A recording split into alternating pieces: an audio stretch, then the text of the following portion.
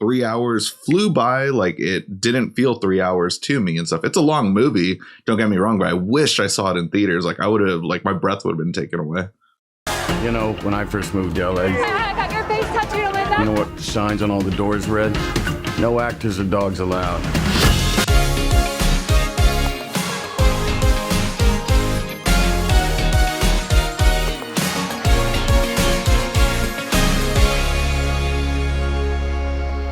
What's up, YouTube? Jab by Movies here, and you're watching Fresh Releases.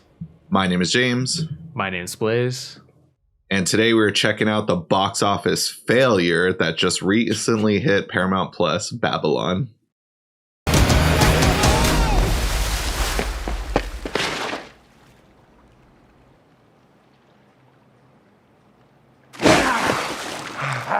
And I'm going to bed. Babylon, a tale of outsized ambition and outrageous success.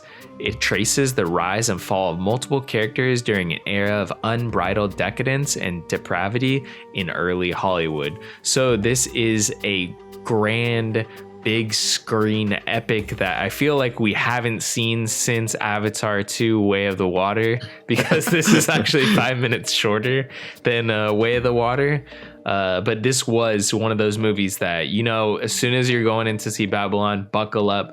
This is a 3-hour journey. I can't remember if it's 3 hours and some change or just shy of 3 hours, but I know it's 5 minutes shorter than Way of the Water. But yeah, this is one of those movies where it was, you know, getting a big release. I think it's a week after Avatar, which was a little concerning from like a moviegoer's perspective. I always thought like there's no way that they're going to be able to release a week after and Avatar and you know, be successful or, you know, make enough money at the box office. But yeah, it just kind of, you know, read their demise. I think this came out on Christmas. This isn't really a Christmas movie as well. So, I mean, it was like obviously the award season push. They're trying to just get it in before the end of the year. So it'd be considered for the 2022 Academy Award nominations and in any of the other awards that they were trying to seek. Because obviously this movie, you know, there's a lot on the table when it comes to technical categories. But anyways, James, let's just get right into it. What'd you think of this film? Yeah, so I was actually surprised when you told me you wanted to review this movie, just because I knew it was 3 hours. I hadn't seen any trailers for this movie. I just kind of saw the poster work and I was just like, this looks kind of bland and stuff. It's just like an Oscar bait movie. Like I really, really, really love La La Land and stuff. Like I thoroughly enjoyed that movie. I saw it 3 times in theaters. Whiplash has some of the best performances of more recent years and stuff, even though I don't find that movie as watchable, but still entertaining ride. I never got around to seeing First Man, but you know, like I wouldn't say I'm a Damien Chazelle fan just because I wasn't like stoked on this movie. Like I like Margot Robbie, but just like I was just like, and I like Brad Pitt too, but just nothing was pulling me in to watch this movie, especially a 3-hour runtime. And like I just also saw that critics panned it and it was a box office failure and everything. Like it was a huge disappointment for Paramount. And like I don't think like Avatar, like it's 2 different crowds and stuff, but like Avatar does have James Cameron, you know, Oscar winner, and like create some of the best movies of all time. And this movie is like a throwback to old classical films. So like it's very divided between audiences, I'd say. But yeah, my thoughts on the film. Very surprised. It's one of the best movies of 2022, I thought. And I don't know why critics were so hard on this movie. I see on Letterboxd all the people I follow absolutely love this movie. I wasn't really paying attention though, just because I didn't really have an interest in this movie, but I totally see it. I was having such a blast. 3 hours flew by. Like it didn't feel 3 hours to me and stuff. It's a long movie, don't get me wrong, but I wish I saw it in theaters. Like I would have, like my breath would have been taken away. Yeah, this film definitely felt like watching it in the comfort of my own home. It felt like one of those movies that would have just really utilized that, you know, 5.1 sound system or Atmos or wherever you saw it. I mean, most likely you're probably not getting either of those. You're just getting some bastardized version of whatever was available in whatever theater this film was left over in, because I can't imagine the theatrical run got the premium theaters. Avatar probably took all those up, but sadly. But yeah, this film it just felt like, I don't think the panning of it by did critics pan it? That's what I know, like cinephiles, I guess, liked it, but were critics also panning it? I know audience score was low, and I think audience was panning it. I mean, I don't think it was like a terrible reviewed movie, but I know they're not like necessarily positive for the most part. Like, not that I care about Rotten Tomatoes or anything, but I'm pretty sure it was on the lower end. So yeah, this was one of those movies where you would think, like, after even just seeing it, I'm like, wow, I feel like critics would have loved this movie, ate it up, even the Academy, because this only got nominated for I think 3 or 4 different things, and they were all the technical categories. I don't know if it's gonna go home because the reception has been so lukewarm about it, but after watching the movie, I'm like, damn, like the technical categories for all these assets of this film were just so impressive, like cinematography, editing, and the music. Absolutely, probably one of the best soundtracks that we've heard this year. Whether there's moments in this film where it really is at the forefront of it, there's others where I'm gonna have to go back and listen to the whole soundtrack to really see what, with the culmination of sound, music, and picture, like what kind of maybe drifted into the background. But this score was just epic at times, and the film itself almost just feels like jazz, just the way that it's kind of loose in nature and going from here to there, point A to point B, this character to that character, but never really hanging on one note for too long. There was a lot to enjoy in this movie, but I kind of understand why audiences, and I don't understand the critics part. Sorry, I understand why audiences didn't like it. The critics part makes absolutely no sense, because they'll pan some mainstream movie now that they're on the panning all Marvel movies for the last decade, loving all Marvel movies. It makes no sense to then dislike this movie, because this is the antithesis of the Marvel film. Right. No, and yeah, I think it's just catching everyone off guard, especially also like I guess a lot of people are like, this movie has a Baz Luhrmann vibe to it, and we already got a movie by him earlier this year, another like 2.5 hour epic that's very music driven with Elvis and stuff. And he's a director I just never really got into, and kind of just from the promotional marketing I saw of this movie, that's what I was expecting to get out of it and everything too. Like, I just really thought like, oh, the studio's pushing a Damien Chazelle movie, and it's just like looks like it's very fancy velvet backgrounds and big actors on the poster and stuff. And I wish I didn't judge the movie just from the cover, but here I was doing that, expecting a Baz Luhrmann movie, and what I got was like more of like, I mean, this movie isn't necessarily, I'd say, like original by all means, because a lot of people probably compare this movie to Boogie Nights, specifically because of one scene, without getting into spoilers and everything. But like, it's almost like a shot for shot sequence that's similar to a scene within Boogie Nights. But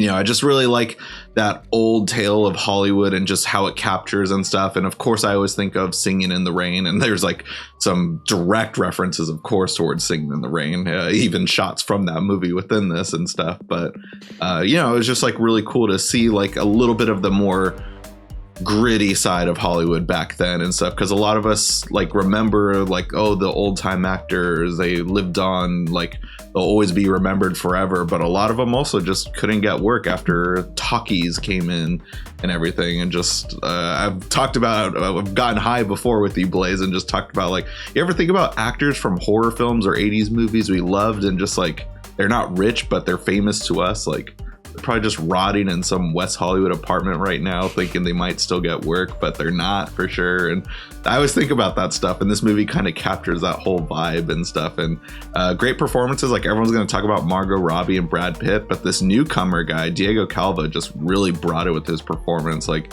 even though he doesn't speak a lot throughout the movie, though, you just get his sense of emotion of just craving more in life, the anger he gets, the sadness and sorrow and love he has for a certain character. Like, just like he doesn't have a lot of moments to speak, but like just you get that sense from just his eyes and his performance. And yeah, that's one thing that's kind of sad about this movie not doing like, major at the box office, because Diego Calva is an absolute star. Like, he really is somebody that I cannot wait to see in future things. But is that going to happen now that this film wasn't as successful? I'd like to hope so, because I do think that this film is going to be held in high regard amongst other filmmakers. So I think that they would cast him in future projects. But yeah, he just had a lot to show. I absolutely loved him in this. A lot of the even bit parts and character actors that you've seen pop up in other things. I mean, let's be honest, the dawn of the character, or the age of the character actor, is pretty much over. We've seen over the past couple years, big stars stepping into these character actor roles and putting on makeup and everything, and it seems like the age of like Philip Seymour Hoffman or actors like that were big character actors is gone. I mean, obviously Philip Seymour Hoffman is not with us anymore, rest in peace, but just actors that could embody a character actor in multiple big pieces of film, it's kind of disappearing. But it felt like this film really showcased a lot of actors that we have recognized as bit parts, maybe even extras from other films, and they're really chewing the scenery in this movie in these fun character parts. I mean, even you see Spike Jonze at one point playing an absolutely insane character. But yeah, there's just so many, like, I don't know if it's necessarily fun, but I think it's fun to probably other moviegoers or people that absolutely love movies. But something that I actually really wanted to ask you about, because I'm a huge Singing in the Rain fan. I think that's on, my top 10 favorite movies easily. I'm not really sure where it lies, but it's one of my favorite movies of all time. And the overuse of it in this film, I actually had absolutely no problem with. If there's any time that I can watch Singing in the Rain again, is good with me. So even seeing it in this film, heavily referenced, I enjoyed those aspects. I thought they really hit home for me, but I just wanted to see, I guess, what anyone else thought of that, really. Yeah, I know a lot of people were drawing comparisons for Singing in the Rain to La La Land and stuff, which is, when you think musical, I think most people think of either Grease or Singing in the Rain when it comes to classic musicals, of course. Like if you think of modern musicals, that's a whole different story and stuff. But from a filmmaker's standpoint, those are probably like the go-to original ones that most people will remember. And, I'm always happy to hear it referenced and stuff. And I appreciate it. It's inspiration for La La Land. And within this movie, it just makes sense for the context of the movie we're seeing as well, too. Like a lot of the stuff that they talk about with the talkies being introduced in the Hollywood sequence within movie theaters is, we saw the glory or the funny side of it within Singing in the Rain versus this, we see more the negative aspects that it had, not necessarily for audience members, but more for just the actors who, weren't used to it and stuff and had trouble working around it and everything. And also it just changes the way all films are made going forward and stuff. So no, I liked seeing all the references, and I without spoiling too much, of course it reminded me of one of our favorite films, Cinema Paradiso and stuff. It just felt like that kind of moment for a sequence appreciating a movie that we like a lot, like Singing in the Rain, essentially. Yeah, most definitely. It's obviously a reference. I think you nailed it on the head there. I really enjoyed it. That's also one of my favorite movies. So, it just played into my hand. I don't know if this is going to go into being one of my favorite movies, but it's just those scenes that you would think, if another film did it, I might not have appreciated it. But for this one, it just kind of worked, I feel like. Obviously it picked great movies to really reference there. Throughout the course of this film, it probably references many other movies. This film does feel the thing that's weird, I don't know what a Damien Chazelle movie feels like necessarily yet. I love Whiplash. That's one I rewatched somewhat recently and got me excited to see this movie. But yeah, I still don't know what a Damien Chazelle movie looks like, and I think that's the most exciting thing is we don't really know what his films are going to look like yet, but yet he got a movie made that honestly this movie should not have been made, in the sense that, it bombed major at the box office, but it almost seemed like the executives just let him do whatever he wanted, because there's so many insane moments in this movie that are so dark, and it just feels like, who could have got this made? And then you're surprised, wait, somebody big that doesn't have a huge repertoire of movies got this made, a Steven Spielberg or Christopher Nolan or something. It's Damien Chazelle. This is his fourth movie, so That is wild, and yeah, great point. I highly appreciate it, and I know that probably no studio is ever going to let him make a movie this grand on like a smaller scale story for the most part. Like, I say smaller scale, but I mean this movie is not cheap, but it's not about action or anything like that. It doesn't star a superhero. Like, you know, this is a drama-based film with a lot of comedic elements, some action sequences, I guess you could say, but this isn't the film that like studios give $100 million to a fourth film director and stuff. Like, so kudos. Like, I'm sure he's probably gonna have to do a Disney remake after this to make up for the losses of this.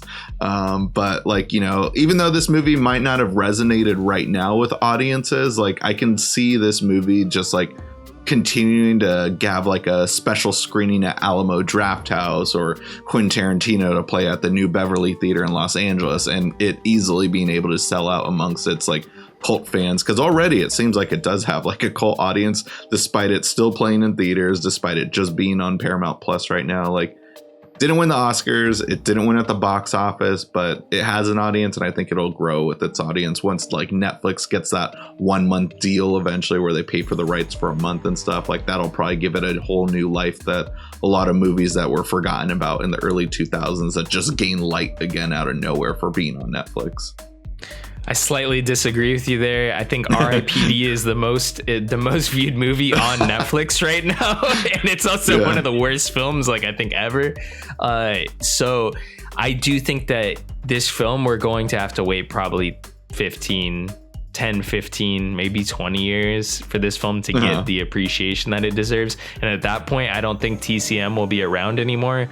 So maybe Criterion Collection. I don't know. It's gonna be a while, sadly, for this movie to really get the appreciation that it deserves. But I think time will tell, and it will happen one day. Yeah, no, I agree. Yeah. So, you know, are we right or wrong? Are you with the critics? Are you with the more film loving audience side? Or I don't know. It's just very divided out there. So let us know in the comments what you thought about it. You could rent it through our Amazon affiliate link in our description box below. That's a great way to help support the show. And after doing that, come back here and leave a comment telling us what you thought about the movie. And if you guys haven't already, go ahead and smash that like button, hit the subscribe button, and click that notification bell to get all of our latest updates. And if you can't get enough of us here on YouTube, be sure to catch all our social media links down below. We got Instagram, Twitter, TikTok, and Letterboxd accounts. Anyways, guys, that'll conclude this week's episode. Tune in next week for a brand new video.